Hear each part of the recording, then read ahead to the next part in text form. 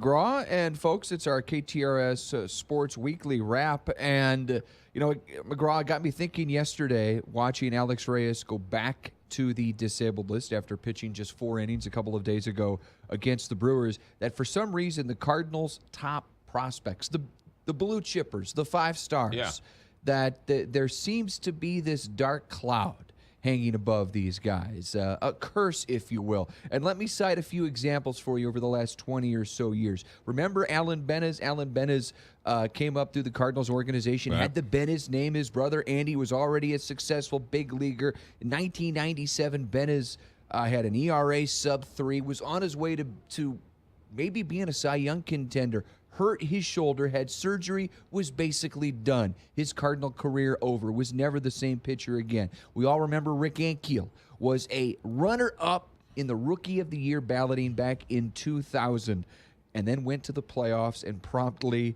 imploded and was basically done as a pitcher. Had a nice little career as an outfielder after that, but his potential Cy Young, perennial Cy Young contender, those days were over for Rick Ankiel. How about Anthony Reyes? He pitched Game 1 of the 2006 World Series for the Cardinals against the Tigers, was flying through the system, was dynamite in that start, then came out the next year, had an ERA of 6, was shortly done as a Cardinal after that. He's a firefighter now. He is, absolutely right, out of baseball.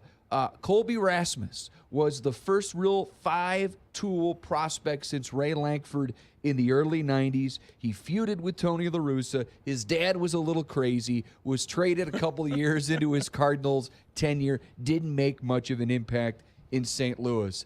And, of course, the tragic circumstances that surrounded Oscar Taveras, a guy that was compared to Barry Bonds, tragically died in the automobile accident down in the Dominican Republic. And you have to wonder if the Cardinals, at least in terms of their position player prospects, have really recovered since then.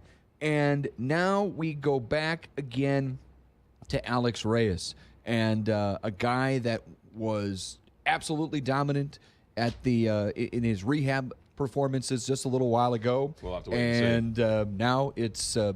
Now it's a matter of putting this all back together, and you hope that the Cardinals and Alex Reyes find a light at the end of the tunnel. Why didn't you put J.D. Drew in that list? J.D. Drew, he could have been on the list.